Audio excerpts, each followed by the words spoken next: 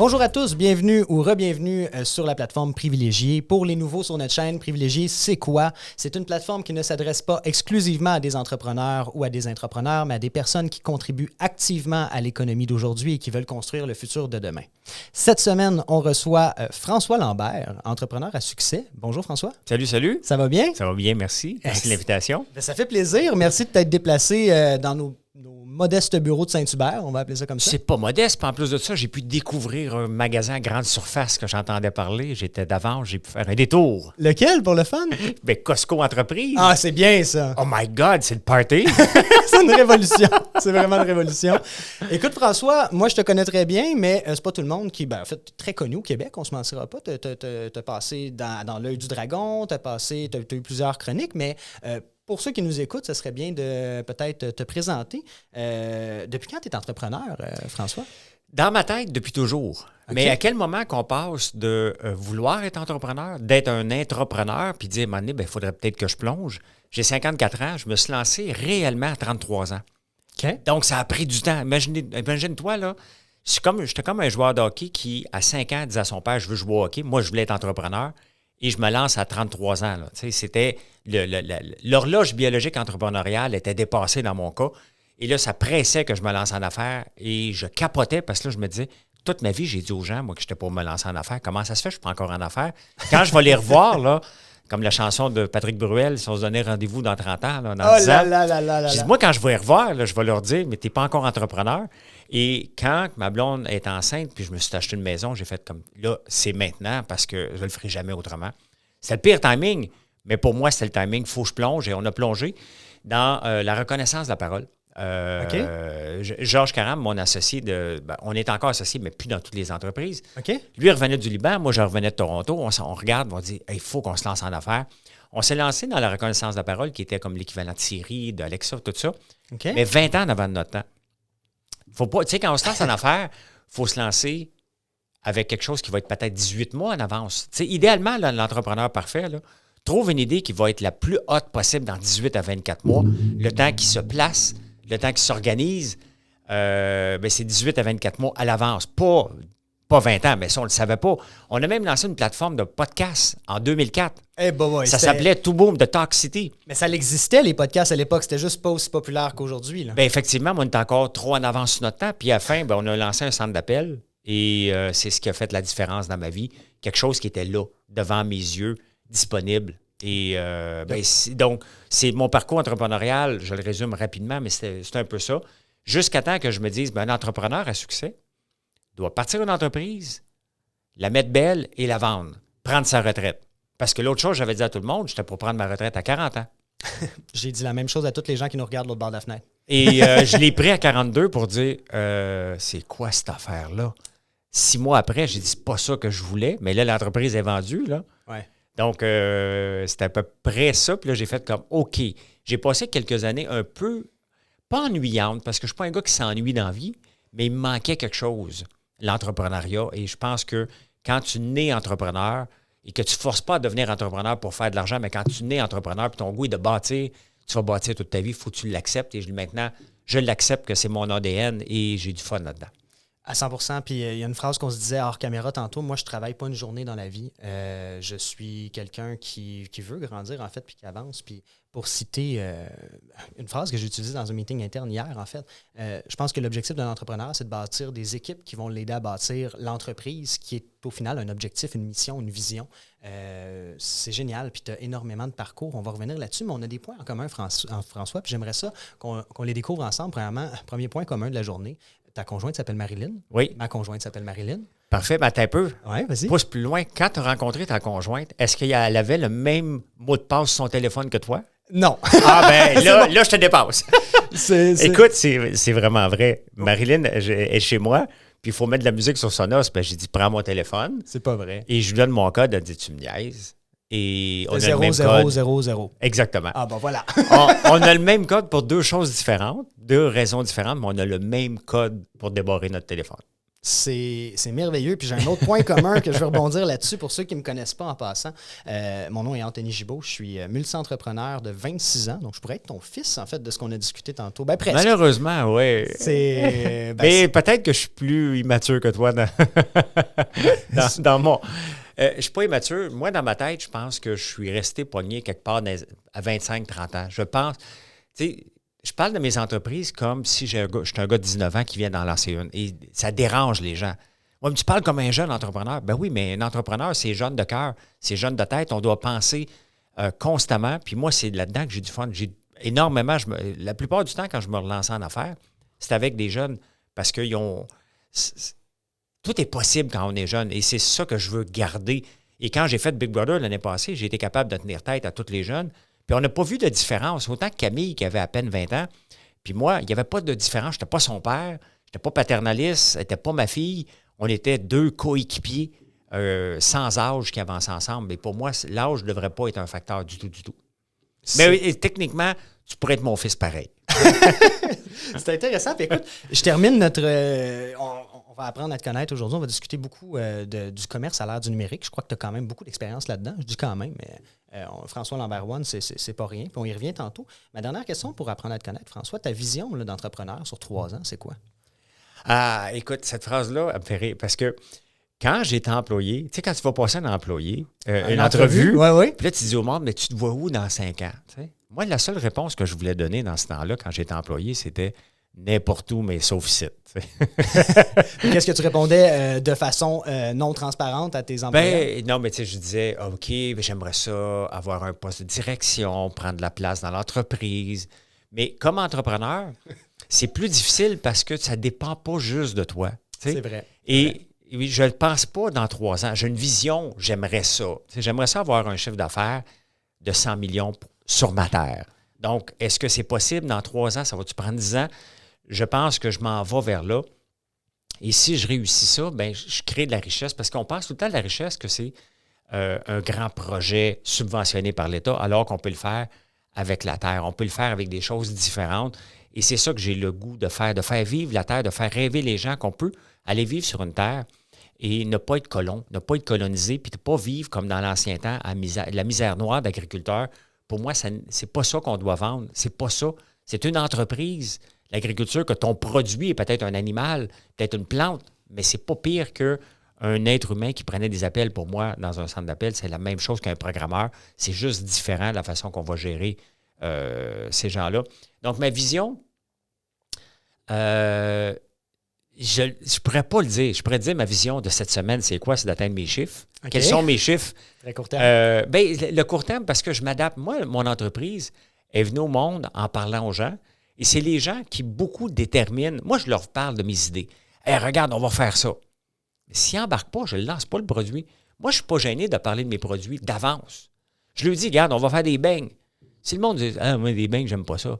Bon, si tout le monde me dit, ouais, j'aime pas ça, mais on s'en va vers là. Mais c'est aussi une façon de sonder le marché, de pouvoir demander à ta tribune si les beignes, ça va les intéresser. C'est tout ça que tu... Oui, mais il y a des gens qui tripent sur le secret le mieux gardé. Je ne peux pas parler de mon entreprise des fois que j'ai des compétiteurs. Ouais, mais... Moi, les compétiteurs, j'ai bon. pas de le problème, j'ai pas de misère avec un compétiteur. La vraie chose, c'est le marketing. Tu as beau avoir un beau produit, si tu n'as pas de clientèle, tu sais, les gens qui m'approchent aujourd'hui, je leur dis, gars, j'ai telle idée, je veux rentrer dans tous les dépanneurs. J'ai dit, tu sais quoi, rentrer dans tous les dépanneurs? Moi aussi, regarde, j'ai 3 ans, je suis connu et je travaille encore d'arrache-pied pour rentrer dans certaines chaînes. Il y a des chaînes qui m'ont ouvert les portes, qu'on est là depuis 2 ans, puis il y en a d'autres, je ne suis pas capable d'ouvrir la porte. J'ai dit, ouais, c'est quoi? Comment tu vas t'y prendre? Tu penses que c'est facile de vendre aux dépanneurs? Non, c'est pas facile. C'est tough. Il faut prendre de l'espace tablette, puis il faut être capable de vendre et de faire du repeat business. Bien, moi, le problème, l'affaire, c'est que je regarde tout le temps à qui je peux le vendre. Puis la meilleure façon de le savoir, c'est de leur en parler. C'est pour ça que je suis très actif sur les réseaux sociaux parce que les gens sont là et je ne suis pas obligé de payer pour du marketing et des études de marché. Je lui dis ce que je vais faire. Et je lui dis, tu sais, on a quand même 60 fragrances de savon. Et si les savons qu'on a, les fragrances, c'est des gens qui m'ont dit, hey, moi, j'en voudrais une Magnolia. Mais quand je la fais, je lui dis, t'es bien mieux de l'acheter, là. Sinon, je vais en canceller, là. Mais c'est en parlant avec les gens que je développe l'entreprise. Et ben, je ne sais pas ce que je vais être mais je ne voudrais pas être à la même place. T'sais. En entrepreneuriat, si tu fais du surplace, tu recules. C'est vrai. Donc, l'objectif, c'est d'avancer. Exactement. Et on va tomber dans notre autre chronique qui est la chronique des 3 privilèges. C'est un petit concept qu'on utilise ici pour apprendre à te connaître un peu plus. On va se garder tout ça après ça pour le commerce à l'ère du numérique. Tu me parles de commerce de détail, commerce en ligne. On va parler de chiffres aussi, si ça ne te dérange pas un peu aujourd'hui. Pourquoi, selon toi, François, tu es privilégié? Parce que j'ai fait le choix. J'ai fait le choix. Tu sais, moi, je viens où ce qui est ma ferme, je viens de là. Donc, c'est un coin perdu du pays, de la province. C'est un coin où il n'y a pas d'espoir. Les jeunes qui sont là ont techniquement pas grand espoir c'est comme, OK, bien, je viens d'un rang, tu viens de loin. Et moi, j'ai décidé que le bonheur, c'est pas des bébelles. Tu sais. Le bonheur, pour moi, c'est est-ce que je suis heureux aujourd'hui? Est-ce que je suis en santé? Est-ce que j'ai fait des choses le fun? Est-ce que j'ai fait du bien? Donc, je suis privilégié parce que on m'a inculqué de ne pas être envieux, tout simplement. L'envie te rend malheureux. Donc, moi, je n'envie pas personne qui réussit. Là. Si c'est un gros bateau, je suis content. Invite-moi. C'est tout. Il faut peut-être payer le gaz, là, mais j'ai pas besoin de bébelle. Sauf que je suis passé d'une étape à pauvre, à privilégié financièrement, à nouveau riche. Là, c'est sûr que... c'est les 3 phases. Oui, exactement. Mais le nouveau riche, puis le monde rit de tout ça, mais je m'excuse, mais c'est une étape essentielle à un moment donné de dire « Hey, je peux me payer des niaiseries. » Ça ne dure pas longtemps. Parce qu'après ça, je ne me détermine pas par ça. Non. Mais j'ai eu une étape où je me suis acheté des cossins parce que j'avais les moyens. Puis après ça, je disais « Ah, j'ai pas de plaisir là-dedans. C'est pas ça que j'aime. Dépenser, j'aime mieux bâtir, tout simplement. » Donc, je suis privilégié parce qu'on fait le choix aussi. Techniquement, j'étais grand, maigre, des boutons, des lunettes. Je ne pognais pas avec les filles. Donc, techniquement, j'aurais dû être un gars malheureux. T'sais? Mais pas en tout. Je me voyais dans le miroir. J'étais capable d'accepter ce que j'avais de l'air. Puis je me suis dit, moi-même, je ne triperais pas sur moi. Fait que, regarde, on passe à autre chose. Qu'est-ce que j'ai à offrir? Ben, je dois être drôle. Tu vois avec ce que la nature t'a donné. Là. Puis, comment tu nous en as parlé beaucoup. Écoute, tu as quasiment répondu à mes 3 questions en une question, mais pour bien suivre, on va quand même la reposer. Donc, tu es privilégié, oui, d'un aspect financier, mais je pense aussi d'avoir la liberté de choisir ce que tu peux faire. Je pense que c'est aussi le privilège de la plupart des entrepreneurs, ou du moins ceux qui décident de le prendre comme ça. Mais comment tu l'as acquis, ton privilège? Puis la réponse facile serait de me dire j'ai travaillé fort toute ma vie, mais c'est quoi en 2 phrases, mettons? Comment tu as acquis ton privilège? Bien, le privilège, je l'avais aussi comme employé. Hein? Okay. J'étais un mauvais employé, mais en même temps un très bon employé. C'est que je faisais bien mes tâches, mais je m'emmerdais rapidement. Okay. Donc, mon privilège, c'était toujours d'acquérir. Tu sais, tant que tu acquéris des connaissances, tu es une personne privilégiée. C'est vrai. Donc, moi, c'est ce que je voulais tout le temps, acquérir des connaissances pour éventuellement me lancer en affaires. Donc, dès que je l'avais acquis, cette connaissance-là, si l'entreprise n'avait plus rien à m'offrir, je ne m'emmerdais pas à mourir là, je partais. J'allais voir, je disais, ben, regarde, voici ce que je veux faire. Non, je ne l'ai pas pour toi. Par rapport à chicane, là, tu dis, OK, ben, regarde, moi, j'ai un but dans la vie, c'est de m'en aller vers là. Et là, en ce moment, tu ne peux pas me l'offrir. Fait que, ben, regarde, nos chemins se séparent là. Tu es un passionné, François, on pourrait dire. Je ne suis pas capable de rien faire sans passion. Ça, oublie ça, là, je ne suis pas capable de faire semblant, je ne suis pas capable de rien. Mon cerveau va dormir s'il n'y a pas de passion, tout simplement. Excellent. Puis, ça représente quoi le mot privilège pour toi? Tu nous l'as dit un peu au début, mais on le demande à tous nos invités parce que le privilège, pour toi, pour moi, peut être différent. C'est quoi le privilège? Le mot privilège veut dire quoi pour toi? De se lever le matin, puis c'est pas une question financière, là, tu sais, j'ai des soucis financiers comme tout le monde, OK? Non, mais... D'autres genres. Mais d'autres genres, je veux dire, mettons, je viens d'avoir mon compte de taxes au mois de janvier. Je le regarde, j'ai fait comme...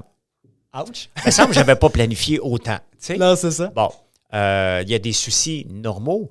Les gens vont dire, ouais, mais tu n'es pas pogné à la gorge. Bien, c'est parce que je me suis arrangé pour ne pas être pogné à la gorge. Il y en a des riches. Regarde, j'ai vu un reportage cette semaine de Boris Becker, l'ancien numéro 1 mondial de tennis, que tu n'as peut-être pas connu parce qu'il y a mon âge. Non, exact. Mais pour les gens de mon âge, c'était Rafael Nadal, l'équivalent. Mais il est en faillite. Pourquoi? Parce qu'il a ambitionné de son privilège. Son privilège d'être une personne riche, d'une personne à l'aise financièrement. Il a poussé ça à une limite à ce qui aille tellement loin en pensant que c'était illimité, les ressources. Les ressources que les gens vont nous offrir, l'amour qu'on a du public est illimité. Il ne faut pas que tu ambitionnes là-dessus parce que tu vas perdre tes privilèges. Puis je pense que là-dedans, ce qu'on peut se dire, c'est drôle parce que j'ai lu je reviens de Guadeloupe en passant, peu importe. Mais j'ai lu un livre pendant mes vacances, puis j'aimais bien la tournure du livre. On parle beaucoup de rester humble dans le succès, mais aussi d'histoire du passé. Exemple, des grandes familles qui ont gagné à la loterie, qui sont devenues pauvres en dedans d'un an. Oui. Le plus dur, les gens pensent que c'est de gagner de l'argent. Mais selon moi, ma croyance, c'est que le plus dur, c'est de la faire travailler d'une certaine façon, mais de conserver le patrimoine. Et je pense que le privilège qu'on a, c'est d'être capable de continuer à grandir, du moins le mien, je vais parler pour moi. Mon privilège à moi, c'est d'apprendre à tous les jours et d'être capable de continuer de grandir là-dedans. Qu'est-ce que tu en penses? Ben oui, puis tu sais, on le voit, les familles, tu sais, si tu sais pas gérer l'argent puis tu penses que ça va revenir, moi je le sais, là, combien c'était dur lancer une entreprise de zéro, l'amener jusqu'à quelqu'un, jusqu'à temps que quelqu'un l'achète. Non, c'est très dur. Et je le vois encore dans toutes les startups, parce que j'ai toujours été impliqué dans des démarrages d'entreprise, comment c'est tough, on pense que ça va prendre 3 mois, ça va prendre 3 ans. Puis au bout de 3 ans, là, tu arrives à un moment donné où tu peux avoir de l'espoir que ça va aller mieux. Donc, quand tu vois tout ce travail-là, chaque scène que tu es obligé de travailler, qui va peut-être te donner une scène et demie, puis cette scène et demie-là, en la semant, tu vas peut-être avoir 3 scènes éventuellement, mais pas tout de suite. Puis là, puis à un moment donné, tu vas en perdre une. Tu ne veux pas perdre ce privilège-là. Et ce privilège-là que j'ai gagné, que les gens m'ont fait confiance, moi, j'ai pas. Il y a une étape que j'ai pas le goût, c'est de retourner en arrière. Donc, c'est certain que. Puis, tu sais, les gens pensent que j'ai du succès dans toutes mes entreprises. Pas tout le temps. Je me rends compte, par contre, OK, je m'en vais dans une mauvaise direction, puis j'ai pas peur, j'ai pas d'ego de dire, il faut que je continue parce que je l'ai dit, j'ai pas de misère à reculer et scraper un produit ou complètement dire, OK, je me suis trompé, puis je passe à autre chose, là. C'est complet, c'est excellent. Parlons un peu de commerce à l'ère du numérique. Ouais. C'est quoi François Lambert One en 2 phrases? Un accident de parcours. Mais non, mais on en parlait tantôt. Tu parles de retraite à 42 ans, tu as décidé de partir, je ne parlerai pas pour toi, mais un side project qui est devenu un monstre médiatique qui est quand même un début d'empire, on peut appeler ça comme ça. J'aimerais ça que ce soit un empire, mais je pense qu'on s'en va vers là. C'est réellement un accident de parcours, c'est que ma blonde est venue, j'ai rencontré Marilyn, puis elle est venue travailler avec moi pour m'aider à booker des conférences parce que j'en avais trop. Et je le faisais toujours sur le coin d'une table où j'avais une agence une fois de temps en temps, mais j'en faisais aussi beaucoup par moi-même.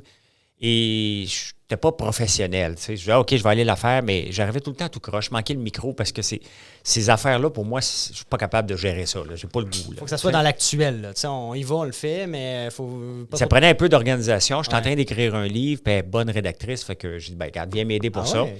Et bon, on est ensemble depuis peut-être quelques mois. Elle venait déjà aux campagnes. Puis à un moment donné, elle vient dans le garage, puis elle dit, c'est quoi ça? J'ai dit, c'est 1000 gallons de sirop que je ne sais pas comment vendre. Elle dit, on pourrait les vendre en ligne. As-tu déjà essayé? Je dis, ça ne marchera pas. Et on a lancé un site sur Shopify qui a pris 2 jours. On a lancé, j'ai fait 40 $ le gallon, plus le shipping. Okay. Et personne n'achète. Après 2 jours, je dis, tu vois, ça ne marche pas. Et là, je parle avec quelqu'un qui me dit, mais non, il faut que tu offres le shipping gratuit, c'est ça la mode. Ben, j'ai dit, OK, parfait, c'est 60$ plus shipping. Shipping inclus. Ouais. Et les 1000 gallons ont parti en 2 semaines. Ouais. Donc, on a vendu 2 gallons en 2 jours, 1000 gallons en 2 semaines. L'affaire, c'est que 40 $ plus le shipping d'envoyer un gallon de sirop d'érable à travers le Québec, c'était ça qui était la mode en érable, ça coûte à peu près 12$. Donc, ça coûtait 52$ aux gens, ils n'étaient pas prêts à le payer. 60$ sont prêts à le payer parce qu'ils ont l'impression que c'est gratuit. C'est un bon concept marketing. Puis là, moi, j'avais déjà une machine à barbe à papa pour faire rire les invités qui venaient chez nous pour le fun. Je la monte sur Facebook. Les gens en veulent. Il y a après ça quelqu'un qui s'en va en France, qui va avoir du sucre d'érable, pas capable d'en trouver, me demande d'y en faire. J'y en fais. Et c'est comme ça, c'est en présentant un produit, en partageant ma vie sur les réseaux sociaux, que les gens m'ont demandé, hey, tu peux-tu me faire tel produit? Hey, j'en veux moi aussi. Que là, l'entreprise, elle a grandi, jusqu'à temps qu'on ait, en ce moment, on est rendu à 400, 500 produits. Là. C'est incroyable. C'est incroyable. Donc, j'ai goûté à ton popcorn jour 1, puis là, aujourd'hui, en fait, j'offre à mes clients, en passant tes boîtes, à Noël passé, c'est ce qu'on a offert. Puis tout le monde était satisfait. Je trouve que puis ce qui prouve ton succès dans cette entreprise, c'est une entreprise, j'appelle ça un sideline, c'est une entreprise, c'est que tu t'es fait copier. Puis j'ai vraiment trouvé drôle ta réponse à la copie. Peux-tu nous en parler? Bien, on se fait copier régulièrement. Puis moi aussi, je m'inspire d'autres personnes. Tu sais, si je vois un produit, on lance aujourd'hui, au moment qu'on enregistre ça, on lance des beignes patates érables. Okay. Je n'ai pas inventé les beignes patates érables. Il y a des succès monstres au Québec avec ça. Mais moi, je viens d'une place qui s'appelle Notre-Dame-la-Paix. Notre-Dame-la-Paix, c'est reconnu pour ses champs de patates. OK. Donc, je suis le seul producteur de sirop d'érable à Notre-Dame-la-Paix. Érable, patate, ça allait de soi pour moi. Donc, on lance ça aujourd'hui. Ce que j'ai copié, je me suis inspiré. Et c'est sûr que je regarde comme les pop-corn à l'érable. Souvent, on me dit, il y en a une autre copie. Oui, je dis non, mais nous autres, on fait juste à l'érable. On a décidé de pas... Mais ça a pris 4 mois de définir une recette de pop-corn à l'érable. Les gens ne comprennent pas comment c'est complexe de travailler avec des matières pas vivantes, mais qui ne sont pas stables. Le sirop d'érable n'est jamais stable parce qu'on peut travailler avec ça dépend toujours du niveau de sucre dedans. Ah ouais. C'est compliqué. Puis à un moment donné, on a trouvé la bonne façon de le faire, la bonne façon qu'on arrive avec un produit stable. Mais on a fait la boîte d'érable. Il y a d'autres gens qui ont copié la boîte d'érable. Mais après ça, moi, j'ai pas de problème à me faire copier parce que dans le fond, tu ne veux pas être seul dans un marché. Ça veut dire que si tu es seul dans un marché, c'est que... puis la compétition ne vient pas. C'est qu'il n'y a pas de marché pour ça. Il est trop limité. Tu ne pourras pas jamais avoir une croissance. Bien, pire que ça, la compétition, en fait, vient t'aider à forger le marché, au même titre que les WeCook, les Cookit, les Miss Fresh sont tous venus en même temps parce que Good Food a ouvert la voie. Bien, exactement. Puis après ça, c'est toujours le meilleur qui va gagner, celui qui va se dépasser, puis c'est le client qui va en gagner. Moi, je n'ai pas de problème à avoir de la compétition. Et je le dis au monde, je serais le gars le plus heureux sur la terre que les popcorn qui étaient identifiés érables, qui sont du sirop de maïs, débarrassent le plancher. Ou qui reste. C'est pas de problème. Tu devrais marquer bonbon au sirop de maïs, mais pas du popcorn à l'érable. Moi, je trouve ça, même je trouve que la Fédération des producteurs d'érable ont un laisser-aller par rapport à ça. Ils ne comprennent pas que s'ils coupent ça, les gens vont acheter beaucoup plus d'érable, c'est tout le monde qui va en gagner. Ils devraient légiférer pour que le mot érable soit vraiment un minimum pour être capable d'afficher érable dessus, que ce soit l'ingrédient principal et non pas le 5e ingrédient. Non, c'est ça. Moi, c'est quelque chose que... Ce que je me bats pour ça, je ne me lève pas le matin en disant qu'il faut que je gagne cette bataille-là, mais ça fait partie des semi-batailles que je fais, que l'érable soit mis à l'avant-plan. Puis quand on appelle quelque chose érable, c'est qu'il y a de l'érable dedans, pas le 5e ingrédient. Pour moi, le 5e ingrédient, c'est pas une goutte. Là, OK? C'est pas ça. Donc, ce soit les premiers. Donc, me faire copier, j'ai pas de problème. La barbe à papa, maintenant, l'érable, il y en a partout. Est-ce que c'est moi qui en a tellement parlé que les autres ont dit à marché? Bien, tant mieux, c'est le fun. Ça ne l'empêche pas, puis les gens peuvent reconnaître que, OK, c'est lui qui le fait en premier. Puis il y a des gens qui veulent acheter que la mienne parce que ils savent la qualité qu'on met dedans. Regarde, il y a un nouveau produit qu'on a fait que je suis obligé d'arrêter parce qu'on n'a pas de machine pour le faire, puis on met du sirop en petites canettes de V8.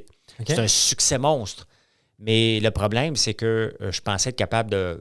Quand on a commencé, on n'a pas prévu que la canette est molle. Ça prend de l'azote liquide pour tenir... mettre la pression à l'intérieur. Mettre la pression à l'intérieur. On n'a pas de machine automatique. Je le fais à main, ça a explosé d'en face à ma soeur. Fait que là, on dit, OK, avant qu'il arrive un accident majeur, on a arrêté. C'est de l'azote. Le liquide, c'est très froid. Là, j'attends pour faire une machine, mais là, on parle de 200 300 000 $. Donc là, j'ai mis ça de côté pour tout de suite. On va revenir. Mais c'est un produit qui est déjà monstre. Puis il y a un gars qui m'écrit, il me dit, ouais, mais c'était mon idée. Ben, fais-la ton idée. T'es pas breveté là, de mettre du sirop dans une petite canne. Donc, moi, j'ai pas de problème avec ça. Je dérange des gens et il y a des gens qui me copient. Puis moi, je m'inspire d'autres personnes aussi. C'est comme ça. Puis les gens ne le savent pas nécessairement tous, mais l'érable au Québec est notre art en réalité. C'est hyper reconnu. Puis en Asie, il y a un marché énorme pour le sirop d'érable. Parle-nous donc du marché de l'Asie. Bien, tu sais, encore là, la Fédération me fait rire un peu parce qu'ils sont tout le temps fiers de montrer un chef au Japon qui va utiliser 10 millilitres de sirop d'érable sur un palourde et un chef à telle place. Pour moi, c'est pas ça. Tu sais, la quantité de sirop qu'on prend pour transformer en barbe à papa, meringue et popcorn, puis les autres produits, le beurre d'érable et toutes les autres saveurs qu'on fait, on consomme pas mal plus de sirop d'érable qu'un chef dans un restaurant. On s'entend, là. Évidemment. D'autres, un baril de sirop d'érable, on en passe 3 par jour. Donc, un chef dans un restaurant, qui passe un baril, là, il n'est pas à veille. Il a fait 5 ans. Sauf que c'est un marché intéressant. C'est un marché c'est le fun de voir ça. Mais regarde, la Corée du Sud commence à acheter nos produits. Qu'est-ce qu'ils achètent? Popcorn, meringue, barbe à papa. Donc, that's it, on le fait ici. On l'envoie en container là-bas, puis ils le revendent. Là, ils sont venus nous visiter la semaine passée.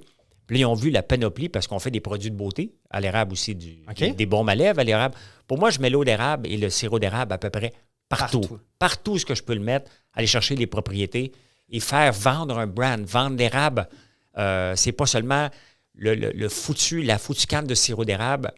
J'ai déjà fait un sondage, puis la fédération aussi, ils disent, écoute, le sirop d'érable est saturé au Québec. Moi, j'ai dit non. La canne de sirop d'érable est saturée au Québec. 92 des Québécois ont une canne de sirop d'érable chez eux. Ouais. Donc ça, arrêtons d'essayer d'en leur en vendre. Ils sont acceptés. Ils en ont une, ils en ont besoin. Ça fait partie de nos vies. Qu'est-ce qu'on peut leur vendre d'autre? De l'eau d'érable, baume à lèvres, une crème à l'érable, du popcorn à l'érable, une barbe à papa, du beurre d'érable. On ne devrait même pas avoir du Nutella ici au Québec, techniquement, ou même du Mapo Spread. Tandis que les gens n'ont presque pas goûté le beurre d'érable, qui est un produit exceptionnel, qui a juste une chose dedans, de l'air et du sirop d'érable. Je vais être franc, je n'ai jamais goûté non plus, mais je te C'est le complètement promets faux. qu'en fin de semaine, je vais l'essayer. On en reparlera. Oui. Et là, on a parlé de l'Asie, on a parlé des marchés, mais je suis curieux, je t'amène plus loin parce que je veux parler de marketing aujourd'hui, je veux parler de numérique aussi, je veux parler de ton site web, tu me parles d'un Shopify en 2 jours, comme tu le sais, l'émission est propulsée par l'agence MacMedia, on est une agence numérique 360. Oui. Mais avant de tomber là-dessus, je travaille avec plusieurs types d'entreprises, puis il y a un cas d'entreprise qui m'intéresse beaucoup, qui est comment Pepsi et Coke ont dominé le marché avec de la licence. Donc, c'est-à-dire que Red Bull, Coke, Pepsi ne fabriquent pas leurs propres produits, te donnent une licence pour le produire dans un autre pays pour économiser sur les frais de transport. Là. Je paye 2 litres d'eau, ça ne fait pas de sens. Là. Oui. Est-ce que tu as une vision? On parlait de vision 3 ans tantôt. Est-ce que tu penses t'en aller là avec les produits de François Lambert-Roy? Bien, écoute, c'est sûr que si je devrais prendre une grande expansion, je pourrais vendre ma licence en Corée puis qu'ils le font là-bas. Pourquoi pas? C'est sûr que moi, je suis ouvert à tout. Faire du white label à n'importe quand. J'en ai fait, moi aussi, du white label, mais je n'ai pas de garantie aux gens. Des fois, le white label nous permet de rentrer plus rapidement dans un marché. Puis après ça, il est pas obligé de mourir avec. Là. Je peux le faire après si je vois que c'est plus rentable pour moi de le faire. Mais un white label nous permet de rentrer plus vite dans un marché. Mais je ne suis pas fermé à ça. Ça ne s'est pas à donner en ce moment, tout simplement, qu'on fasse ça, mais j'ai aucun problème à le faire. Si on me proposait, voudrais-tu nous vendre le sucre, la façon de le faire, puis on va le faire en Corée pour économiser les coûts, n'importe quand. Fait que l'invitation est lancée. Si vous venez de Corée, Chine, je sais qu'il y a des Français parmi nous, on peut faire de la licence, peut-être, avec François Lambert-Roy, et je vous le conseille. Moi, personnellement, ça m'intéresserait comme modèle d'affaires, ça. Moi, je suis en affaires pour faire de la business, donc c'est certain que, des fois, on accepte de couper nos marges, mais je me dis, je ne l'aurai pas, le client, de toute façon. C'est ça. Il y a des fois, là, j'ai des marges à respecter, mais des fois, je me dis, je ne l'aurai pas. Tout se met de le prendre. C'est de l'argent supplémentaire et je fais moins d'argent, mais c'est de l'argent que je n'aurais pas eu de toute façon. Donc, Puis écoute, François, on me dit en régie que on parle beaucoup.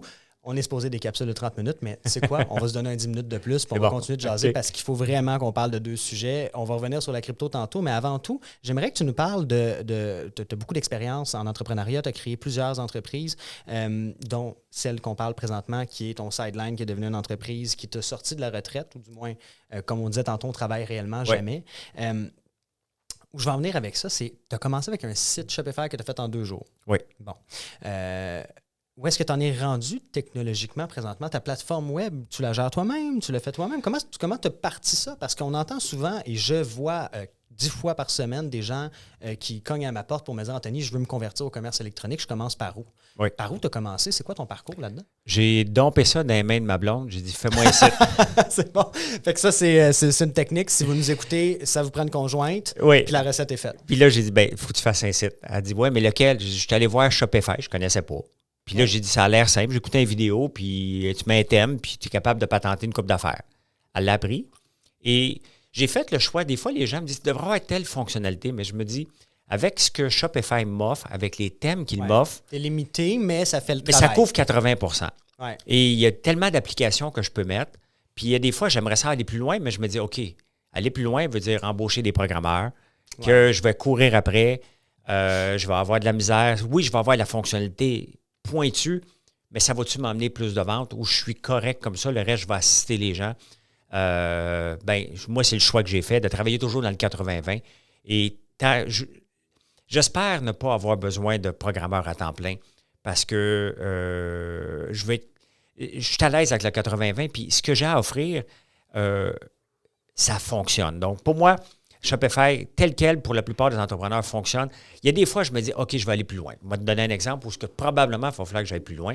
C'est que je veux incorporer la crypto. Je veux incorporer peut-être les NFT comme carte de membre.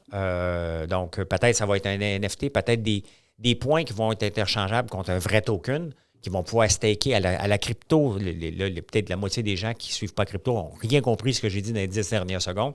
Mais pour moi, c'est pourquoi ne pas jumeler la crypto dedans? Parce que les gens veulent avoir des points. Moi, là, j'aime ça avoir mes points Aéroplan. Hein? J'aime ça avoir mes points American Express. Je fais des choix souvent, comme n'importe qui, en fonction de ça, puis je m'en sers pour voyager éventuellement. Mais pourquoi qu'on ne pourrait pas donner des rewards aux meilleurs en utilisant la crypto? Pas aller dans la...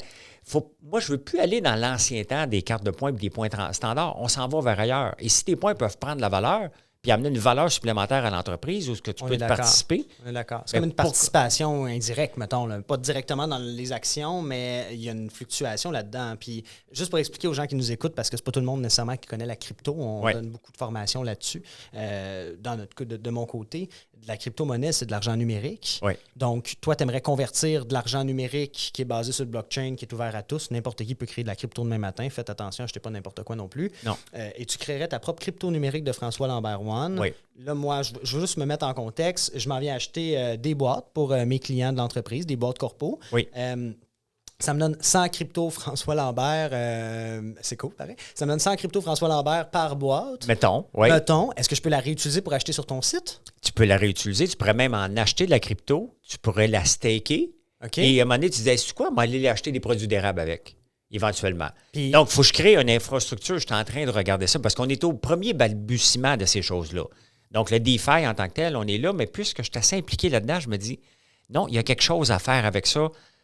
Autre que savoir seulement une carte de points pour accumuler des points standards. Je suis d'accord. Donc, il y a quelque chose à faire pour aller chercher une clientèle nouvelle. En même temps, je veux offrir le paiement par crypto en 2022. Donc, ça, je suis là-dedans. Là. On est en train de regarder... Je te le conseille fortement. Oui. Moi-même, j'ai fait plusieurs achats en crypto cette année. Puis, il y a quelque chose d'épeurant. Puis, quelque chose de cool. Tu te dis, OK, non, c'est normal. Donc, maintenant, je suis plus surpris lorsque j'achète sur certains sites qu'ils me donnent presque pas le choix d'être en crypto. Je me dis, OK, maintenant, c'est correct. Là, j'achète mon USDT, puis je fais ma transaction en Bitcoin. Je suis à l'aise avec ça. Donc, je me dis, on s'en va vers là. Donc, il faut être précurseur. Et c'est vers ça que je veux aller, entre autres. Là. Donc, peut-être que je vais avoir besoin d'un programmeur, bien entendu, ou une équipe. Donc, Mais pour le 80-20, pour ceux qui ne sont jamais relancés dans le commerce électronique, tu peux apprendre rapidement à Shopify, t'installer et avoir la plupart des fonctionnalités que tu as besoin pour offrir des services en ligne. Excellent. C'est sûr qu'on parle d'une mentalité beaucoup start-up, puis je trouve ça cool parce que ça permet d'avancer vite, ça permet de prendre des décisions rapidement.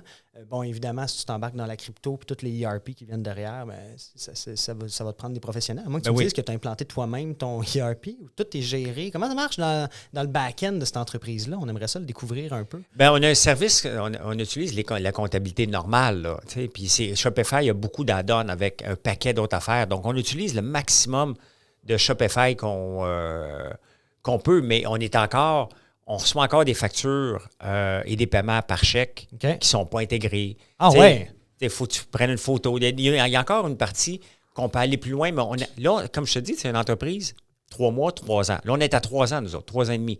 Fait que là, on arrive à l'étape où il faut que ça reste une start-up dans la flexibilité, mais il faut que ça devienne une entreprise réellement. On a entre la 3e et la 5e année, là, on met des processus en place où on devient une entreprise. On ne peut plus agir, on ne peut plus se comporter en start-up dans la façon de gérer la structure, mettons, on va l'appeler comme ça. Effectivement. Puis, mettons que je renchéris là-dedans. Est-ce que tu serais à l'aise de nous dire le chiffre d'affaires de François Lambert One aujourd'hui? Oui, ben on frôle, en 2022, on devrait frôler le 10 millions. Puis, et j'espère monter... Mon plan, je n'ai pas de plan, mais maudit, j'aimerais ça être capable de dire, écoute, regarde, une terre est capable de générer 100 millions de chiffre d'affaires. Ça serait un checklist sur le bucket list. Ça serait quelque chose de pas pire, mais c'est possible. C'est possible. Tout est possible. Bien, ça me prend un énorme contrat et c'est pas mal déjà réglé. Là, tu sais, François, j'ai un client que j'apprécie beaucoup qui me dit souvent, quand on lui dit « Ouais, pas trop possible », il me dit « Anthony, en 1969, on est allé sur la Lune. » Ouais. Fait que tout est possible. Puis avec des logiciels moins puissants qu'un iPhone. Avec rien. Sérieusement, on a atterri dessus. Bon, après ça, les conspirationnistes, vous commenterez. Mais moi, j'y crois à 100%. Et si on parle de ton 10 millions de chiffre d'affaires, la proportion web versus physique, ça ressemble à quoi de ton côté? Bien, ça change beaucoup en 2000. Depuis 6 mois, ça change beaucoup parce qu'on a énormément de nouveaux points de vente. Ouais, on a des Jean Coutu qui embarquent. IGA, on a livré notre premier 53 pieds. Ça faisait... au mois de janvier, ça fait des années, je disais à un moment donné, il y a un 53 pieds qui va se coller ici, puis il va partir avec du popcorn puis de la barbe à papa. On a agrandi l'entrée chez nous parce qu'il n'y avait pas de 53 pieds qui était capable de rentrer. OK. On a agrandi l'entrée au mois d'octobre pour dire, hey, cette année, il faut sortir un 53 pieds. Mais on en a eu un au mois de... Donc là, l'idéal, là, maintenant, j'ai 2 camions sur la route. Donc, on a un camion de 20 pieds qu'on envoie sur la route presque à tous les jours. Donc là, la prochaine étape, c'est qu'on ait un 53 pieds par jour. Puis après ça, on va voir, tu sais, vers où qu'on va. Mais donc, j'ai pas, comme je te dis, j'ai de la misère à définir les plans, mais je pousse en tabarnouche pour que ça s'en vienne vers ce que je veux atteindre. Mais si je ne l'atteins pas, c'est pas grave. Tu mets un objectif, mais tu ne deviens pas fou avec ça. Là. Non, c'est ça. On le fait pour le plaisir, on le fait pour le Ben, challenge. exactement. Mais s'il est atteint, pourquoi pas? Puis tant que ça reste rentable, hein, on a passé vite sur toi, mais tu es un comptable à la base. Oui. Je trouve ça impressionnant, mais je trouve ça pratique parce que moi, j'aurais aimé ça avoir ces compétences-là quand je suis parti en affaires. Je pense qu'un entrepreneur, c'est un bon généraliste au final. Ça doit maîtriser un peu tout. Puis c'est ce qu'on voit quand Marilyn, ta conjointe, a fait le site web. J'imagine que tu es un peu en comptabilité. Puis, bref, vous travaillez ensemble là-dessus. Oui. Mais j'ai pas entendu les chiffres. Par contre, on parle de combien de pourcentage? Mettons, c'est 50% physique, 50% web? Est-ce que... Non, c'est encore, je te dirais... c'est difficile à dire. À peu près, juste Mais pour... je pense qu'on doit être à peu près à 70% web encore. Ah oui, c'est bien. Oui, mais on a des gros clients, là, des gens coutus qui nous commandent 2 fois par semaine pour remplir des bouts d'allée. Ça commence à grandir en tabarnouche. Il y en a beaucoup de gens coutus, puis chacun nous ouvre les portes. C'est en expansion. Et c'est une belle vitrine. Les IGA qui nous ont ouvert toutes leurs portes cette année. Et les maxi. Les Maxi, les Loblaws, les Provigo. Magnifique. Donc ça, c'est, tu sais, puis c'est de l'espace tablette. Là, je reste sur la tablette tant aussi longtemps que je vends. Sinon, ils mettent mon stock en rabais, puis je ne rentre plus là. Donc, c'est une bataille. Il faut que je dise aux gens, va magasiner là aussi. Là. Oui, exact. Parce qu'ils sont Donc, habitués par l'habitude d'achat que tu as créé avec ta plateforme initialement. Puis, Ben oui. Puis en même temps, j'ai pas vu de système d'abonnement sur ton site web. C'est quelque chose qui s'en vient par rapport à ça ou tu veux vraiment rediriger les gens vers le commerce physique? C'est ton objectif, c'est ta vision? J'ai pas, tu sais, j'ai déjà changé beaucoup la mentalité d'acheter du sirop d'érable en ligne. Ouais. Là, il reste qu'acheter du popcorn en ligne, puis c'est pas naturel. On va au dépanneur, on achète un popcorn de façon émotionnelle. On prend un popcorn parce qu'on a le goût d'écouter un film, parce qu'on a le goût d'y goûter, parce qu'il goûte bon. Mais là, les gens, c'est naturel pour eux autres d'acheter chez moi ces genres de produits-là qu'ils ne se vendaient pas en ligne. Non, mais exact. il reste qu'il y a beaucoup de gens que, regarde, Super Soir nous ont donné l'exclusivité. Wow. Donc, tous nos popcorns, les popcorns chez Super Soir, c'est que nous autres maintenant. Donc, c'est sûr qu'on va sortir de nouvelles saveurs, au vinaigre, au ketchup. Ben oui, pour écouter des films. Exactement. Donc, j'ai pas de problème. Tu sais, c'est le fun d'un gros client, c'est que tu remplis un camion, tu vas livrer une fois. Exact. Tu sais, comme aujourd'hui, on va avoir en ligne? 350, 400 commandes à livrer aujourd'hui. C'est 400 petites commandes, là. Es-tu capable de nous le montrer dans ton application Shopify? J'imagine que oui. Ben, je pourrais, mais je ne veux pas montrer le chiffre aujourd'hui, là. Ah, OK. Mais regarde, depuis que je te parle... Juste le nombre de commandes. Ben, regarde, depuis que je te parle, j'en ai 20. Ah ben c'est bon. Donc, on appelle ça faire travailler l'argent en passant. Ben, mais il y a du travail derrière, évidemment. Ben, ce qu'il faut faire, c'est de facturer quand on dort ou quand on n'est pas là. Si on veut grandir comme entreprise, il faut toujours penser, quand je dors, moi, quand je me lève le matin, je regarde mes chiffres, je dis, ben regarde donc ça. Entre le peu de temps que j'ai dormi, entre 11h puis 1h du matin, ben il y a eu quand même pas mal de ventes. Mais en ligne, on roule à peu près en ce moment entre 300 400 commandes par jour. C'est très bien. Et tout ça part. Donc, les livreurs qui viennent chez nous sont toujours surpris. Là. Ils arrivent dans le fond d'une campagne. C'est ça. Puis c'est quoi qui se passe ici? Il y a 3-4 camions de livraison qui viennent par jour pour la même compagnie parce qu'ils ne peuvent pas rentrer dans un seul camion. Là. Fait que, tu sais, comme aujourd'hui, toutes les commandes qu'on a, c'est probablement l'équivalent d'un 53 pieds là, qui est sorti, mais ils vont partir avec 3 camions de GLS, Pure Later, UPS, Canpar. Donc, tout le monde vient chez nous. Donc, ça doit être quand même drôle de voir la parade des camions qui viennent chercher les commandes. Bien là, maintenant, ils sont habitués. Il y a 3 ans, ils se demandaient qu'est-ce qui se passe ici, là. La première fois, ils t'ont appelé, est-ce-tu là l'adresse? Oui. Tu sais, tu es sûr, parce qu'ils partent de Montréal. Là, maintenant, la route est normale, puis ils savent, là, ils me connaissent, là. T'sais. Même à un moment donné, j'ai déjà eu un problème parce qu'il est arrivé, puis il a dit, il y a trop de colis pour moi, je les ramasse pas. Ah oui? Il n'a pas voulu les ramasser. Fait que j'étais obligé de prendre mon camion pour aller le porter. Il y en avait trop. Il y avait comme 500 colis dans une journée, puis ils disent, moi, je prends pas ça. Là, maintenant, ils sont habitués, puis c'est correct. Là. Ils se préparent, ils réservent de la place là, quand ils viennent. Ben, ils savent maintenant. Ils nous appellent combien de camions aujourd'hui. Là, Combien de... Oui, oui. Je trouve ça très, très cool. François, pour fermer la parenthèse par rapport au commerce à l'ère du numérique, je pense qu'il y a des entrepreneurs qui nous écoutent. Je pense qu'il y a des gens qui travaillent dans des entreprises. Puis c'est intéressant pour moi de voir un peu je travaille avec énormément d'entreprises dans le numérique, mais t'en as une que je ne connaissais pas dans le back-end, on va dire ça comme ça. Une entreprise de 10 millions présentement. En rafale, c'est quoi que tu utilises? Si on parle de système derrière pour être capable de maintenir la cadence, mais surtout d'offrir un service à la clientèle qui est pour l'instant, pour avoir fait ma petite analyse, excellent, dans le sens que tout va bien, la réputation est bonne, les commentaires sont excellents, les gens te connaissent, ils adorent ça, ils recommandent. Oui. On parle de Shopify derrière au niveau du site web encore aujourd'hui? Shopify, énormément. Okay. Bon, il y a un site, on a inclus le chat maintenant, donc les gens peuvent parler en ligne. C'est mon gars qui s'en occupe. Oui, c'est cool, ça.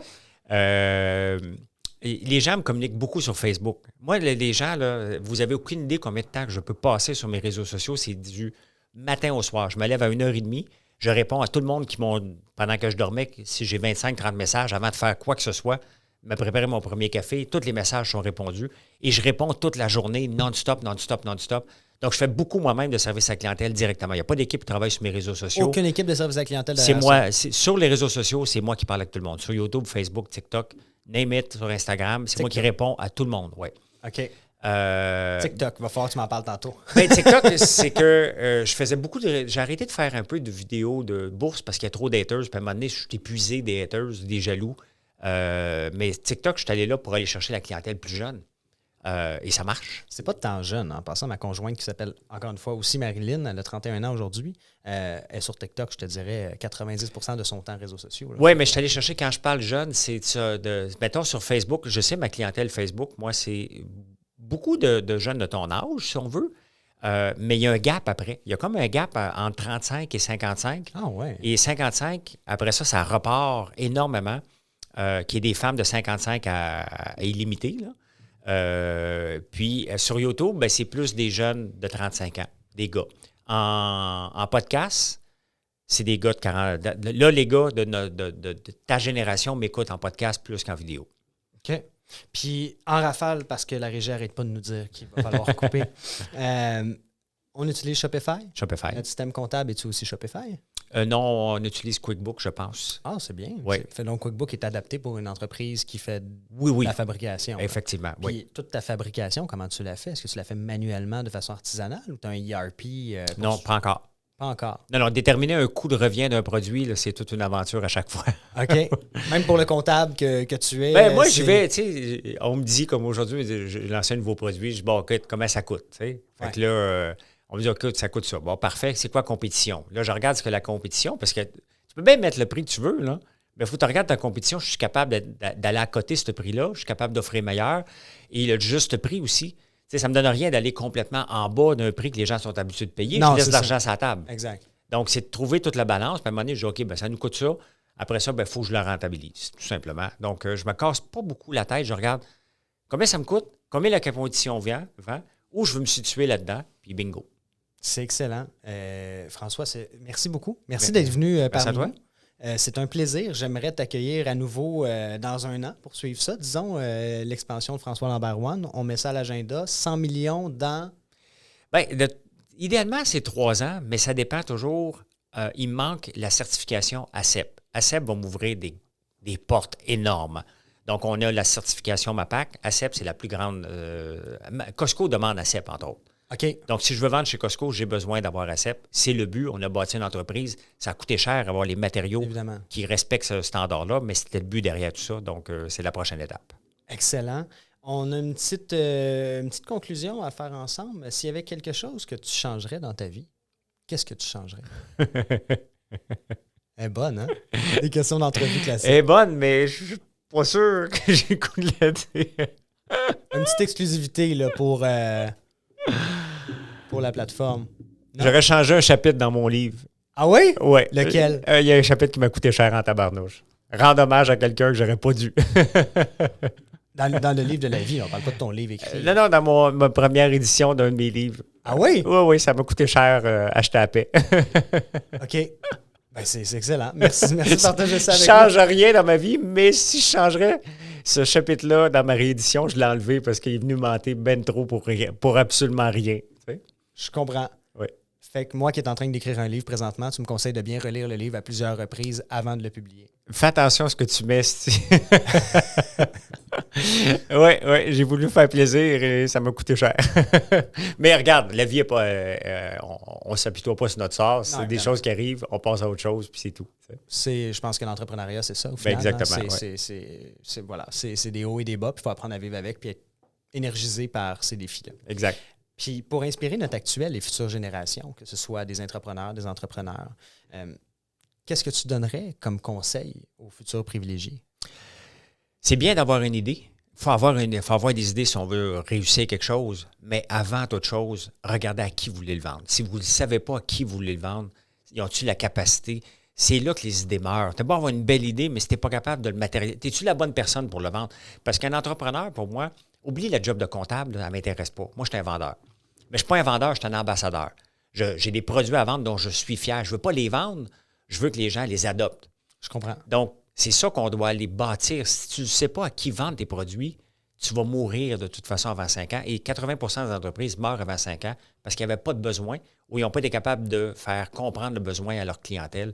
C'est une job à temps plein, aller chercher de la clientèle, la renouveler. C'est quoi ton taux de repeat? Hein? C'est quoi ton taux de nouveaux clients versus repeat? C'est un job, puis les gens, si tu n'es pas prêt à faire ça, lance-toi pas en affaires parce que ça va être ta job principale.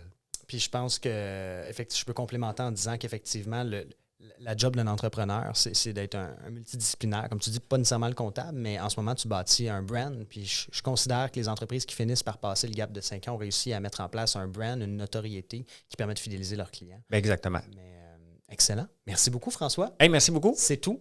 As-tu un mot de la fin? Non, parce que je vais parler pendant 15 minutes. Fait que... C'est ce qu'on me dit de l'autre côté. C'est ce qu'on me dit. Merci beaucoup. Bonne soirée tout le monde. On se retrouve dans un autre épisode la semaine prochaine. Merci.